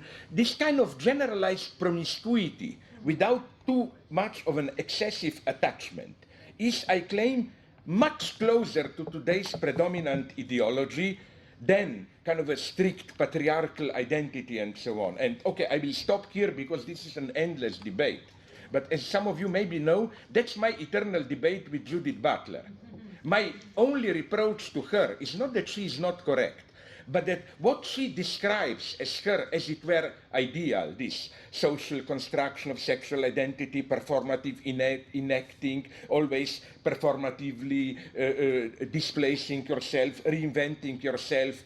My point is, I agree, but you are simply describing the hegemonic late capitalist ideology. I know it's a very problematic thesis, but just to make it clear. Second point, I don't have time to go into it, some other question, Antigone and so on. Just to give you an answer in literally one sentence. I'm getting tired of Antigone. Medea is my heroine. I think we should move as a paradigm from Antigone to Medea. What about Phaedra? But Phaedra is a jealous pedophiliac. Don't mix. Mess her. What do you have against? We can discuss later. Okay. So your understanding of the classics is a bit flawed. What's your problem with Medea? That Phaedra is much more interesting as a feminine model. Okay. But anyway. Okay. Yeah. No, like what you said about again Academy, Chomsky, and so on. Well, with all deep respect that I do have for Chomsky, my first point is that Chomsky, who always emphasizes how one has to be empirical, accurate, not just some crazy Lacanian speculations and so on. Well, I don't think I know a guy who was so often empirically wrong in his descriptions, in his whatever. Let's look. I remember when he defended this demonization of Khmer Rouge. And he wrote a couple of texts claiming, no, this is Western propaganda, Khmer Rouge are not as horrible as that. And when later he was compelled to admit that Khmer Rouge were not the nicest guys in this universe and so on, his defense was quite shocking for me. It was that, no, with the data that we had at that point, I was right. At that point, we didn't yet know enough, so, but I totally reject this line of reasoning. For example, concerning Stalinism, the point is not that you have to know, you have to photo evidence of Gulag or whatever.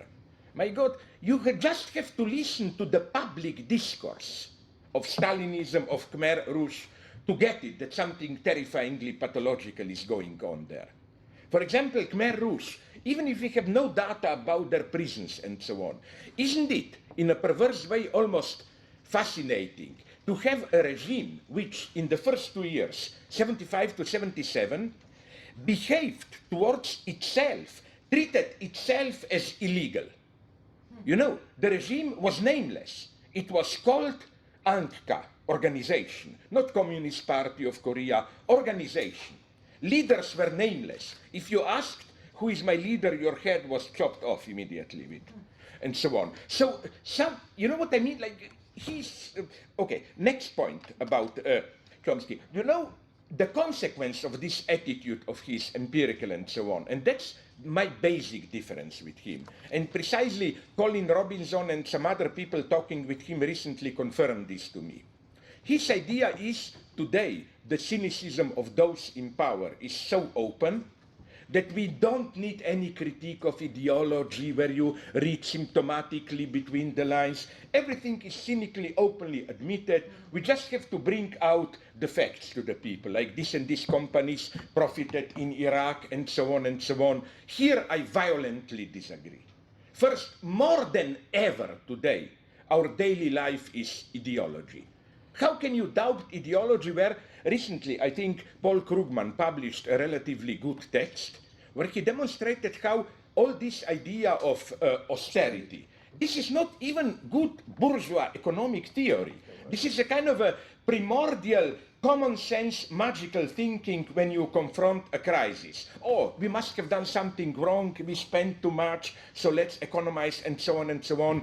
And my second point, cynicists are those who are most prone to fall into illusions. Cynicists are not people who see things the way they really are and so on. Think about 2008 and ongoing financial crisis. It was not cooked up by some crazy welfare state social democrats who were spending too much. The crisis exploded because of activity of those utter cynicists who precisely thought, screw human rights, screw dignity, all that matters, and so on and so on. So it's this problem of is telling the facts enough? I claim emphatically more than ever no today.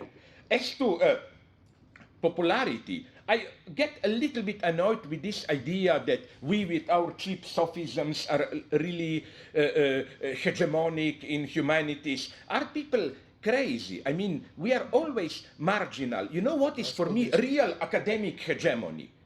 It's brutal. Who can get academic posts, who can get grants, foundations, and so on? We are totally marginalized here. I mean, look at my position. People, you are a megastar in the United States. Well, I would like to be, because I like power to brutally use it. But I'm far from that. I react so anxiously to this because a couple of days ago, I got a letter from a friend in the United States for whom I wrote a letter of recommendation, and he told me I didn't get the job, not in spite of your letter, but because of your letter.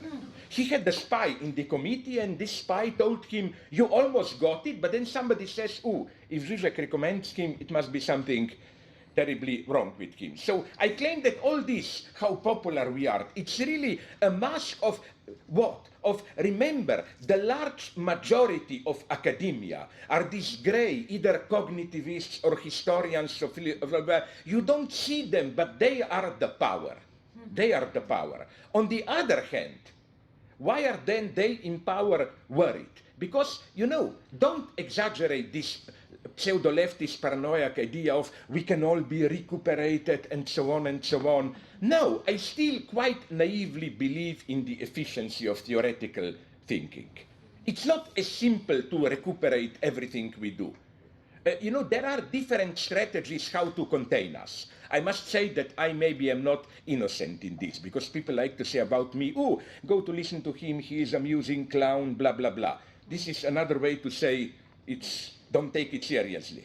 But this is one of the strategies. You know, there are so many strategies to counteract, and the proof that we are not so impotent as innocent is how, did you notice how against you now and against me, this old line of, these are crazy, half clownish marginals, imperceptibly is more and more combined with the opposite line. We are dangerous. We advocate violence. We are preparing a new Holocaust or whatever. This is deeply symptomatic. This mixture of we are powerless, innocent clowns to these guys are really dangerous, preparing a new terror and so on. Of course, my heart is with the second position, but that's another story. Thank you.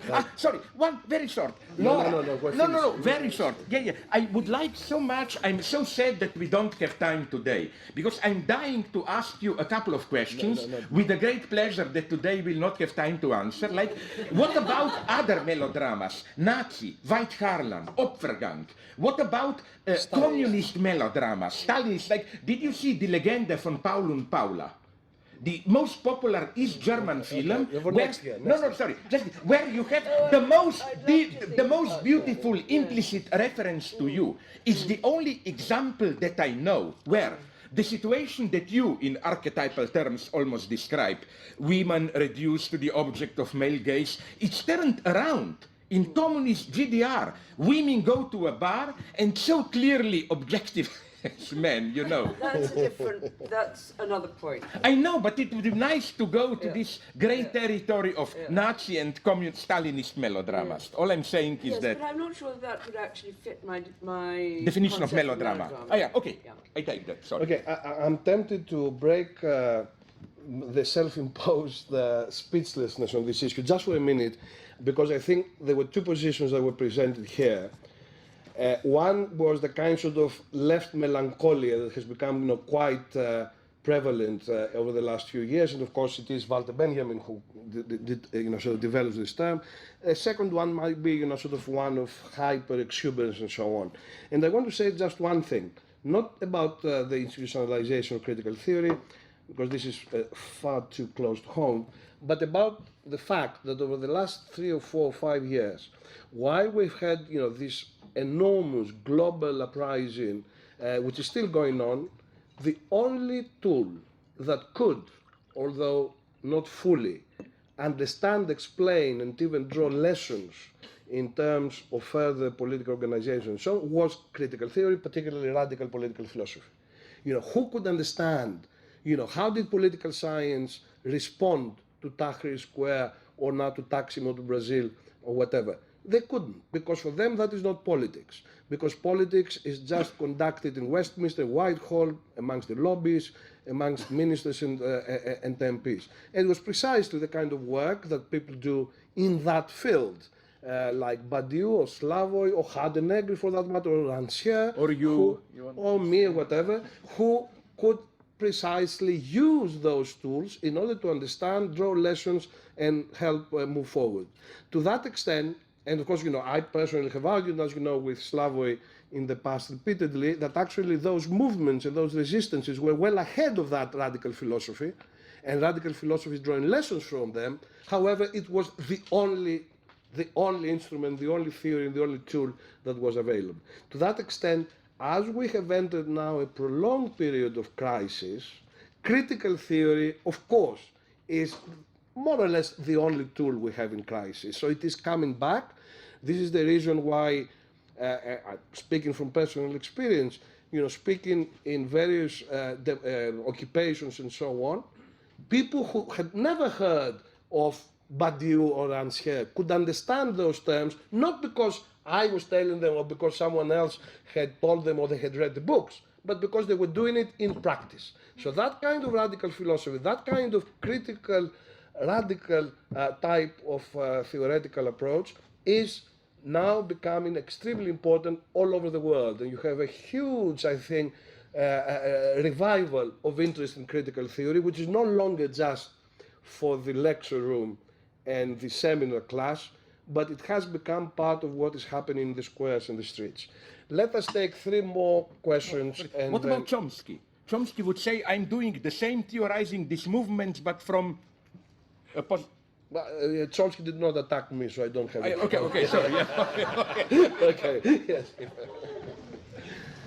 I felt really angry when I was hearing you saying the protesters in Tahrir are very violent, and then I started to think about it, and I remembered how we were standing one day in one of the protests, and suddenly we started getting sticks and banging on the steel bars and fences to call people to come and join us because we were being hit quite violently. And I realised that yes, actually what was happening is we weren't physically violent. Yeah, of course not. Yeah. Violence upon us, because immediately the other side became far more physically violent and we had casualties, so I understood that. And then that led me to what Stephen was saying about the intimacies and the violence in one space, and how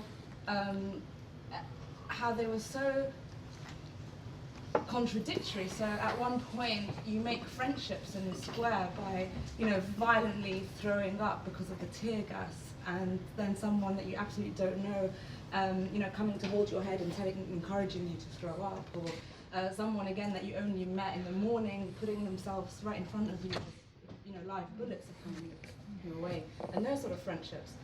And that led me to what you were saying last week about the empty square, because when we go back to the square we remember all the violence and then the intimacies and violence, and I was wondering then why we have seen after that, after all those protests that happened, we've gone away and we've created all these popular campaigns to do stuff. Popular campaign for the protection of the rights of the child, the popular campaign for the protection of women.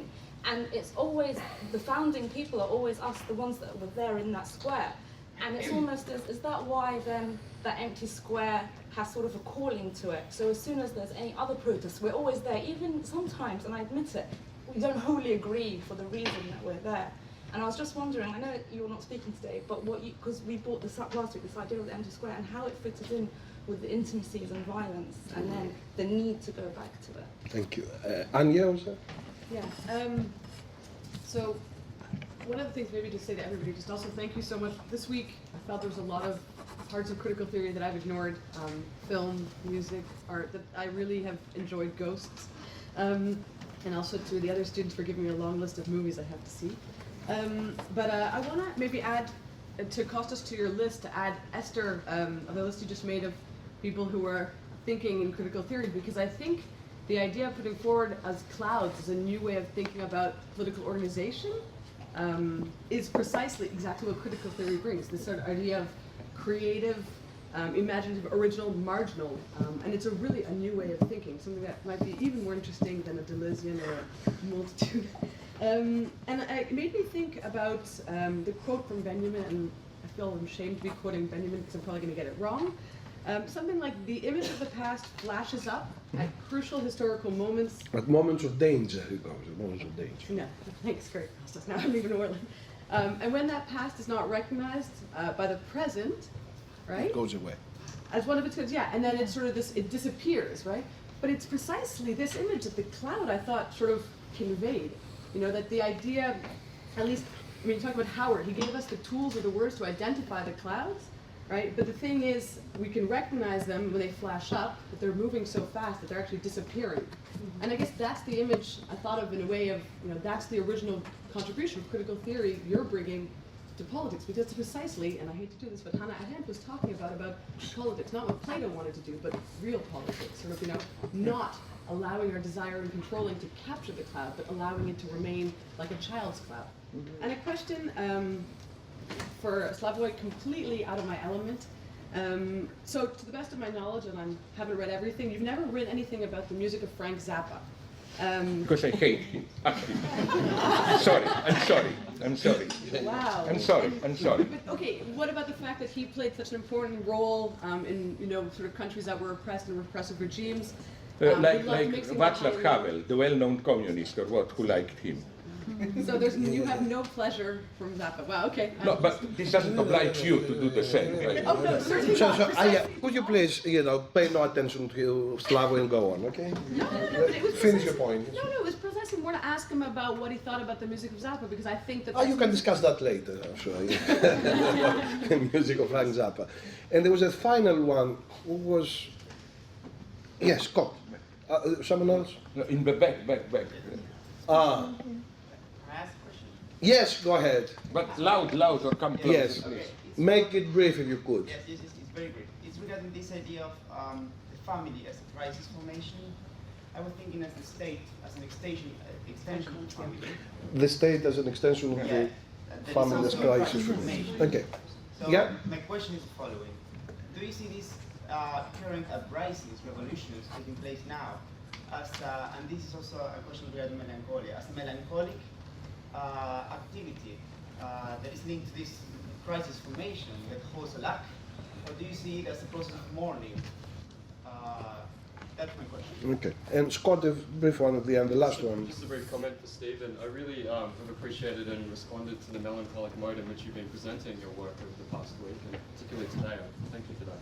I was just wondering, you're talking about what remains in this future perfect tense of what will have been, and it struck me that you can think about this perhaps as secret or a secretion, and at the risk of spatializing, using the spatializing metaphor for time, I wonder if what remains also is the form of time, the form that time is given in its passing in memory. That's just a brief one. Okay.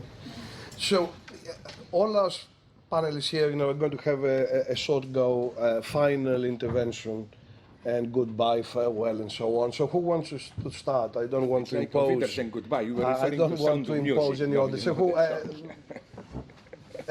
Laura, perhaps. Should I start? Yeah. On any of the points, and let's keep it relatively short. Yes.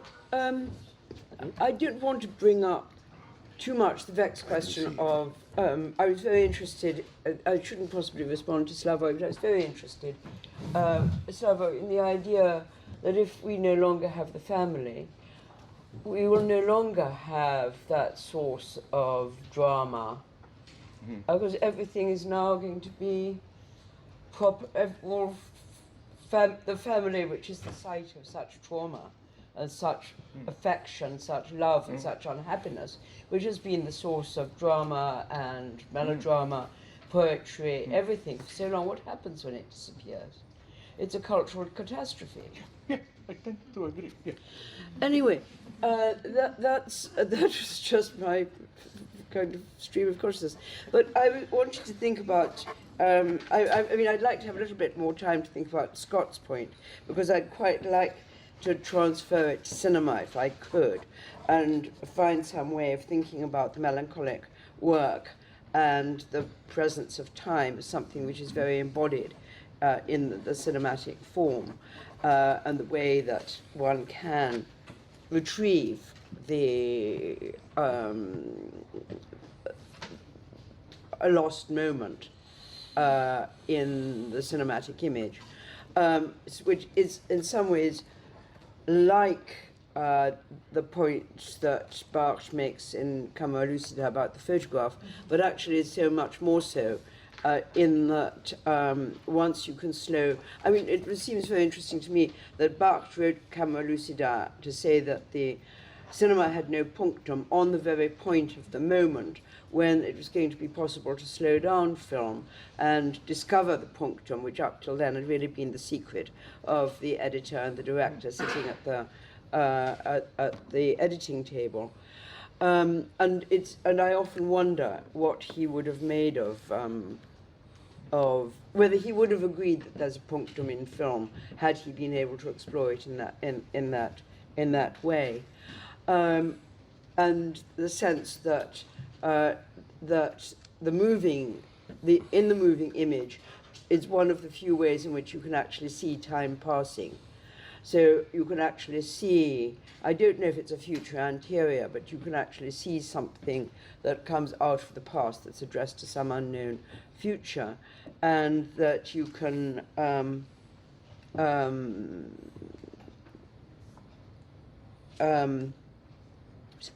that you can actually, out of the duration, which perhaps some of us thought about during Jeanne Dielman, which is a kind of exaggerated form of making one conscious of the literal passing of time, to think about that relationship. But I mean, to my mind, to go back to Stephen's very important point about cinema and psychoanalysis walking hand in hand, as it were, through the 20th century. There's a way in which the cinema was so closely identified with the cultures of modernity, modernism, and both the aspirations and the tragedies of the 20th century. And there's the kind of question that comes up, if we can follow Slavoj's point about what happens if we no longer have the family as the site of crisis. If we no longer have celluloid, we have to rethink so many different kinds of things. But on the other hand, without the new technologies of and new spectatorships, we wouldn't necessarily be able to stretch those images of the cinema out of their presence in the past into this uncertain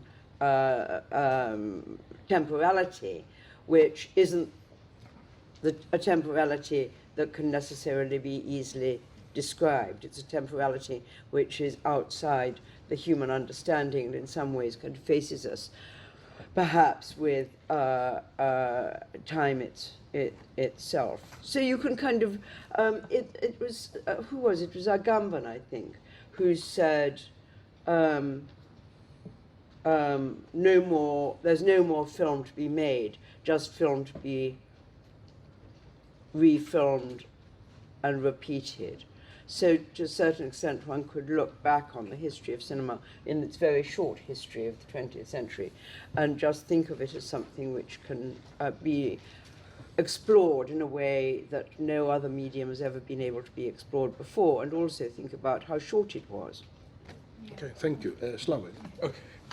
I will really be brief now. Just a couple of points. First, violence. But you know, I tried to be a little bit more radical. The violence of Tahrir Square, for me, was not in the sense that you called for, invoked violence, but precisely the very act of just standing there doing nothing was, I think, much more violent in a way to those in power than to sometimes doing nothing, just immobilizing situation can be much more traumatic. I know from my personal experience, for example, when we had those stupid dissident struggles in Yugoslavia, the communists still in power, they wanted a conflict to engage with us in a debate.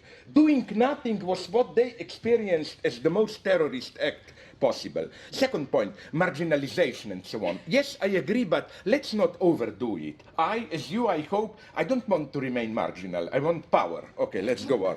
Second point, what you said about state, family, state. Yes, but you know, nonetheless, there is nonetheless from the beginning a dialectical tension between family and state, where I think the role of state is, if anything, potentially progressive. State nonetheless provides a universal space where you can break out of family. Melancholy, you know, my problem with melancholy is I wonder if we understand the term in the same way. I follow here Freud and Agamben in his stanzas, I think, where he emphasizes a feature of melancholy which is usually overlooked. Melancholy is not in contrast to mourning, where you, through work of mourning, abandon the object fidelity to your... No, melancholy is, as Freud says, an in advance mourning. Melancholic situation, for example, I love someone. A melancholic attitude is, she is still here, but I already observe her under the perspective of loss. I treat as lost the object which is still here. And the conclusion, did you think about it, all this cloud stuff?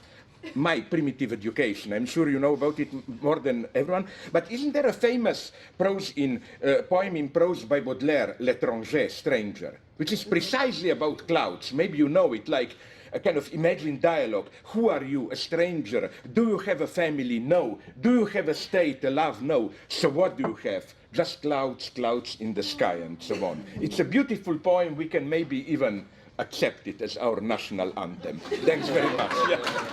Okay.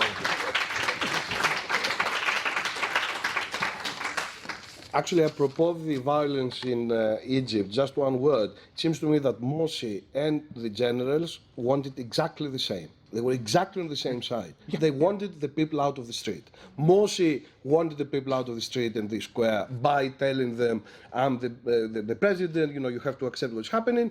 The generals sent the tanks. But the object was exactly the same, get the people out of the street. So despite the great differences, they had a very similar aim. They're Shall objectively we the same, as we Stalinists say. Stephen, yeah. Not now, later, or when we finish. Really brief for me as well. First of all, I really want to thank you for the contributions and the elaborations of things that all of us have said, and particularly the point about melancholia and secretion and so on, and the time in the future. I'm not going to really say anything about that other than I think that the image works very well. Although I also want to very much take Slavoj's point about Freud's rendering of melancholia there, and melancholia has been apostatized and romanticized in much of the contemporary literature, post-colonial literature included, and I think we need to watch out for that and remember that for Freud, melancholia is something that you direct against yourself too. I just wanted to go to Nelly's point actually. Again, I wasn't at the discussion about the empty square and would like to have been. Now I hear more about them here, but I think this idea of being called back to something is a very profound one, really, that there's something happens and you're immersed in it and you get called back to it time and again. And I do feel that about this kind of school as well. You know, I mean, I know there are recidivists who can't get away after several years of it. Yeah. But leaving that aside for one moment, the idea that one of the things about this summer school, which I commented on, I think, on Monday, is that there are no credits attached to it. Mm-hmm. That people are here because they think there's something worth doing, and they can't necessarily say what exactly that is, because we can't even define what we mean by critical theory adequately. You know, they can't necessarily say what it is, but they just want to be touched by something that sends them away thinking and calls them back again. And to me, that's part and parcel of this riposte to this constant criticism of the various Occupy movements and so on, that they don't know what they want. You know, they haven't got a political program, they don't know where they're going. Those kind of criticism. I mean, there's lots of replies to that, several of which you, both Slavoj and Costas, have given in the past, but also a simple response is it still calls you back, because something worth doing is still happening, even if you don't quite know what it is and where it's going, and that's something to hold on to of considerable value, I think.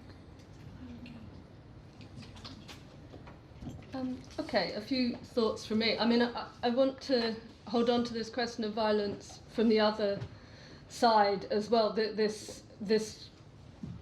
way in which the term is used for explicit violence. You know, every time students kick in a window, or someone smashes up a council chamber in protest at the bedroom tax is called violence, but the latent violence that is prior to that, that is the causation of that, is not called violence. And both those things have to be, one's a legitimate violence from my point of view, both those things have to be understood as interconnected and within the same frame, and of course they're generally not. On this question of critical theory, it was 20 years ago when I was at Sussex studying with Gillian Rose, and we were reading Lukács that week, but we were in occupation, and the week's reading was Lukács's Antinomies of Bourgeois Thought, and in the context of a student occupation, it made sense, so much sense, in ways that it never could have done outside the act that I had entered into. And I think this brings up this notion of the future perfect, which I've been thinking about a lot in relation to Benjamin, particularly his one-way street as a sort of site of his own, the war, and Weimar as a site of him speculating on his own future perfect being, and that moment in the occupation in Sussex, produces my future perfect. It's a marking of one. I'm fascinated in this idea of cloud in relation to politics or forms of political action. The image of the past that flashes up at a moment of danger, I suppose I take to mean when things become critical and there's a possibility for change. In a sense, it's only at that moment that we have the possibility of making past all of the oppression, all of the misery that we constantly have lived through. And so there's a chance, a possibility. It's evanescent, you can, in some ways it may not be different from Lenin saying, seize the link in the chain. It's a sort of moment of action that if you miss it, it passes by. Sort of, perhaps we could also think this in relation to Rosa Luxemburg and prematurity, and how an act produces and changes a situation as well. But there's the tiniest time frame for that. And I think we do, if we're thinking about cloud metaphors and sort of collecting together and something between, how something like a flash mob was a sort of sudden cloud of people appearing, has relationships to and differences from a political form. These are all things that are organised through the new media of the internet, and I think I still do have to think about the ways, not in banal ways, but in quite interesting ways, political form and the transmission of political knowledge and the possibility of action is transmitted through these cloudy networks of computers, but it's constantly, it has this evanescence about it. So this week all eyes are on Turkey, this week all eyes are on Brazil, this week all eyes are on Egypt, and how one stops the evanescence as an observer who wants not to be just an observer but involved, how one threads and links and holds on to these separate moments of possibility and activity. So, and on Frank Zappa, I really sympathise. I live with one of the major Frank Zappa commentators of our age, who's also an Adornian and carries out this rather impossible feat, so we can talk later. I think this is a great combination to end not just this panel, but the whole Critical Theory Summer School. So thank you all. Thank you first, the participants in the summer school. We hope to see all of you, or some of you, next year. Thank you, everyone else. They think it's all over. Now it is all over. Thank you very much.